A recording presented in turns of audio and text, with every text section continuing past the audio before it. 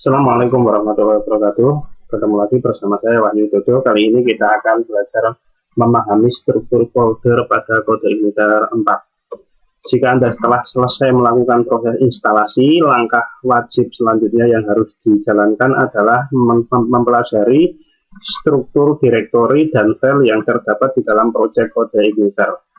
Nah, sekarang kita buka lokasi foldernya, ada di dalam exam htdoc C4. Ada di dalam exam htdoc C4. Nah, terdapat beberapa direktori dan file di sana. Mari kita bahas satu persatu. Yang pertama adalah GitHub. Ini folder digunakan untuk konfigurasi ke repositori GitHub. Jadi nanti kalau misalkan ada coding terus sudah selesai codingannya mau dikirim ke dalam repositori GitHub seperti Bitbucket, terus GitLab atau GitHub, maka konfigurasinya ada di sini. Kemudian yang kedua adalah folder apps. Di dalam folder app ini adalah inti dari program yang Anda buat. Nah, di sini ada controller, ada model, ada view yang nanti akan kita bahas sendiri. Ini adalah lokasi project di mana Anda buat. Kemudian public. Di dalam public di sini berisi file yang bisa diakses oleh public seperti index. Jadi untuk memberikan konfigurasi htaccess itu ada di sini. Robot htaccess ada di dalam public. Kemudian ada folder test. Ini berisi kode untuk melakukan testing. Misalkan menggunakan PHP unit atau kode caption untuk menguji fungsionalitas sebuah sistem. Nah, ini letaknya ada di sini. Kemudian di sini ada folder vendor. Folder vendor berisi library yang dibutuhkan aplikasi. Folder ini dibuat oleh Composer. Jadi kalau misalkan mau menambah library, misalkan untuk convert ke PDF, library untuk convert ke Excel, nah itu ada di vendor, tapi instalasinya melalui Composer. Kemudian ada folder writable.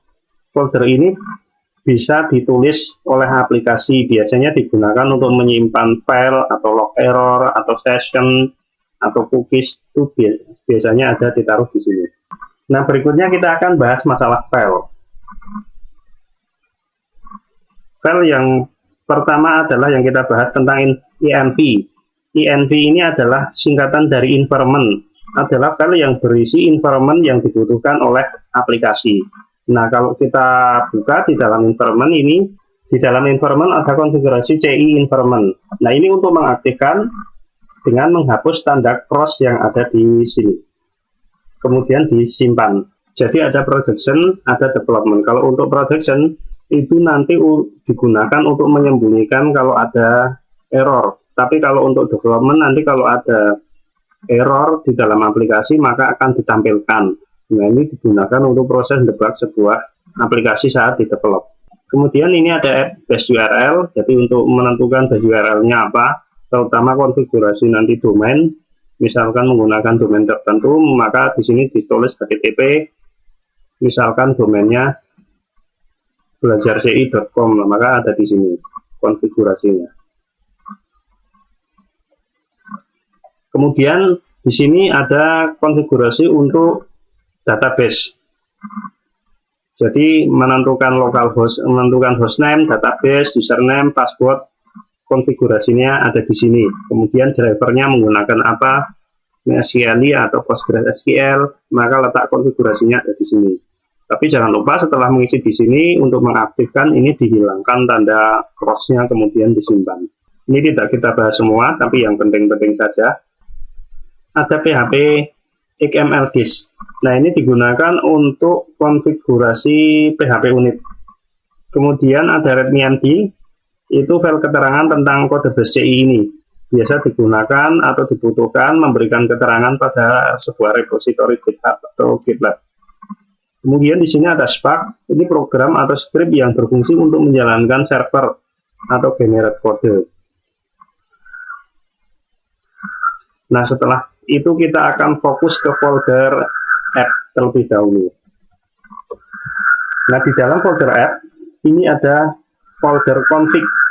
Folder ini berisi konfigurasi untuk aplikasi.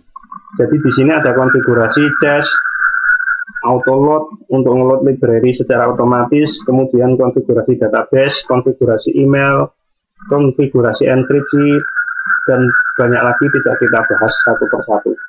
Ada router juga di sini. Kemudian setelah folder config ini ada folder controller. Nah, folder ini berisikan kode yang digunakan pada controller.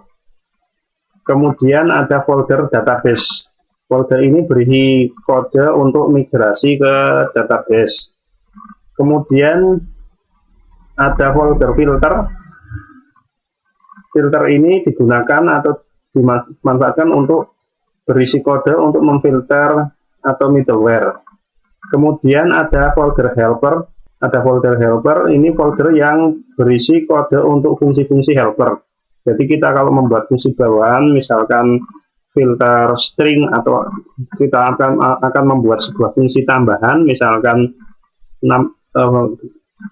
seperti untuk filter string atau fungsi tambahan apa, itu bisa diletakkan di dalam helper. Kemudian nanti helpernya bisa dipanggil. Kemudian ada folder language. Kalau kita akan membuat sebuah website multibahasa, konfigurasi bahasanya ada ditaruh di dalam folder language.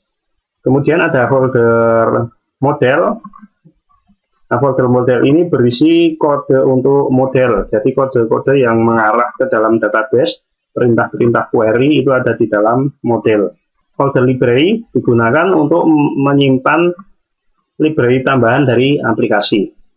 Folder third party digunakan untuk library pihak ketiga. Kemudian di sini ada folder view yang digunakan untuk kode-kode view. Jadi kode HTML, CSS, JavaScript itu ada di dalam folder view. Kemudian ada htaccess. Ya, ini berisi konfigurasi untuk web server. Jadi bagian folder mana yang boleh diakses, yang tidak boleh diakses itu di konfigurasi htaccess. Kemudian di sini ada folder common. File ini berisi definisi fungsi yang digunakan untuk mereplace fungsi yang ada di dalam CI.